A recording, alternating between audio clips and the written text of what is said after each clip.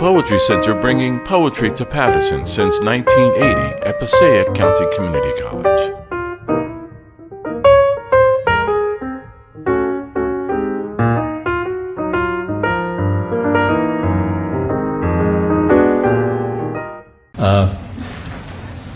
Those of us who've been passionate about books and who love them occasionally even throw them across the room when they disappoint you. I've been guilty of that.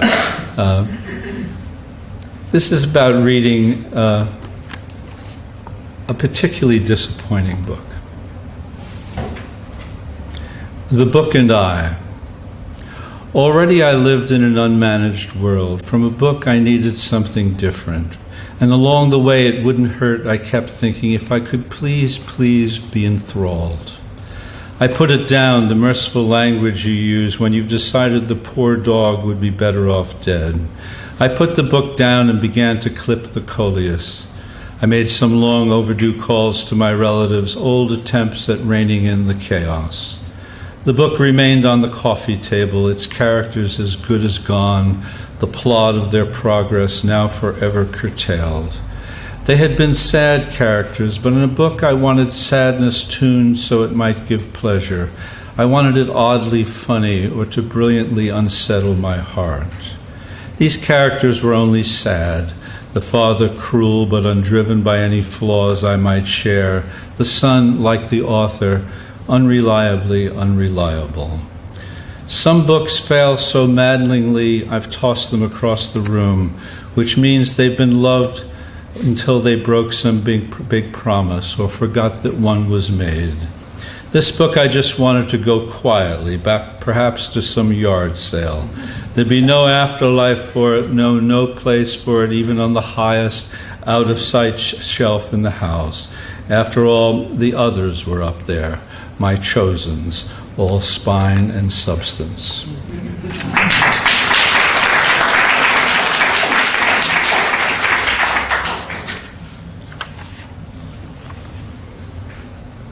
What men want.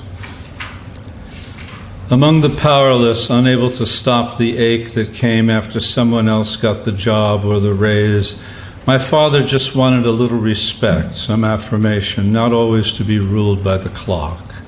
My brother, too, good man, unequipped to seize a day or leave a job where everyone yelled, brought the yelling home the way others bring bread. How else to make his presence felt? And I, in my chosen happy torment of words, spend entire days cutting, stitching, rearranging, trying to do what it takes to be properly heard. Other days I speak about books I love. I feel like an escapee, one big step ahead of my past. Now I can afford to buy a ticket to someplace else. Now I can choose not to go. Sometimes a man wants because he discovers he can have.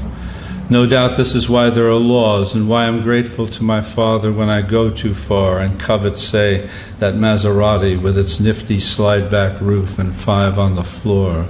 My father who knew too well what happiness isn't, his voice inside me declaiming its clear no. I wear his silver watch band, a keepsake for the sake of keeping. What a man wants is to be rescued from what he's not, to test and see what remains of his inheritance. And I'd like to think our hearts are also in the business of discovering their size, and that another way to revise is by adding on. On weekends, my brother would retreat to his garage, desiring some honest praise for fixing something broken. Sometimes he'd want an evening out with the boys, the indulgence of shouting at an umpire, or some merciless taking to task of a slumping player. After his stroke shocked and rewired him, his anger left. He never yelled again. Funny man until the end, insistent hand-holder. At 61, he discovered tenderness, witnessed the giving of it come back to him.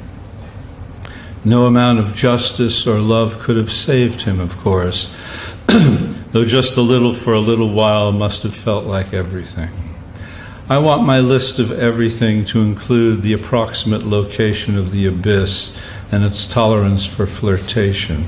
I want no one at the high-stakes table to intuit my pocket aces, no one any place to suspect that what I choose to reveal is my way of withholding.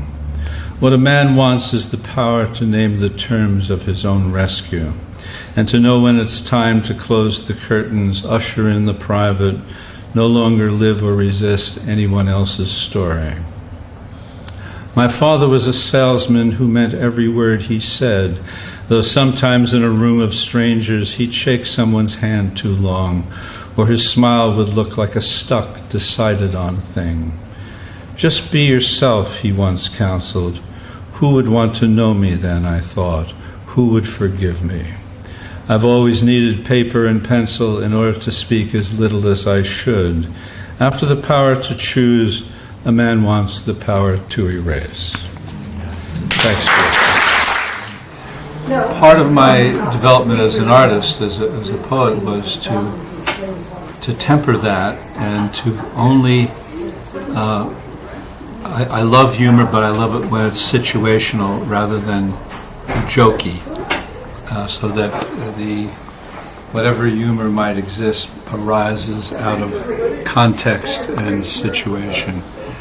As far as wisdom, well, I'm not sure I can speak to that, except that all the things that work in a poem are usually products of many revisions, long staying with the subject, milking it, so that anything that smacks of wisdom on high never works. It has to be part of the fabric of what I feel myself examining at the time. I would not call it wisdom, but I don't. I'm happy that you would. You had said in one of your pieces about being the bad boy, being on the fringe of, especially when you talked about when you went to that party and you were really, you rather have gone upstairs and played with the dogs than all the folks who were down there. How do you write about something like that, and how do you make sense of all of that? Because most of us experience that at some point. Well, you will be either happy or not happy to know that poem is an entire fiction. Nothing like that happened to me. I made it up, but things like that have happened to me and to others, so that the speaker in the poem is someone who I invented, and he needed to be a bad boy. It was useful that he was a bad boy for the fiction of the poem. What would you say, or could you say anything to those folks, and like I asked Joe, who is looking for a voice, for just a means of just venting? Is there a process, or is there some way of them beginning that other than, going to the bottle, going to, the various... What, is there any way of... There are no shortcuts. I mean, you're practicing an art, so that if one wants to vent, one has to learn how to be a very good venter. And it's you were using the word make. One of the big things for poets to move toward is from being an utterer to a maker. And when my students learn how to make things, that is also one of the things that's corollary to that, is nobody's interested in our lives. And it's very hard for young poets to realize nobody cares, and that they might care if you are a maker, if you make it interesting. So that I think of myself as a fictionist of the personal, and I'm always trying to include in a poem only what satisfies, what works, not because it happened to me. That's the worst reason to put anything in a poem, is because it happened to you. And then lastly, I'm going to pick up on something that you also said earlier. Is it too late, or is it never too late, or is there always the possibility? To be a poet? To be a poet, to be a good person, to be a good human being. I know a lot of good poets who are not good human beings, so there's not necessarily a relationship between the two. No, I have friends who've started quite late, but they've been readers. They've paid attention to the craft. To think that, say, because you had an interesting life, that you might be able to be a writer, is like somebody saying they are interested in brains, so they should be a brain surgeon. I mean, it takes a lot of time and work. But I think one can start late and become quite good. Sure. And in closing, anything that one could say, because a lot of people see this program, and is there anything that you can say to them to encourage them just to be good?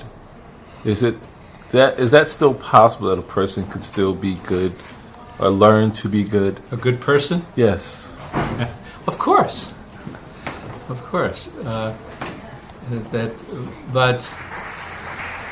that might, if they become too good, they might not be good poets. You know, I mean, what good writers do is enter the lives of others. They become interested in otherness. If they're only interested in themselves, there's not too much hope for them. Thank you.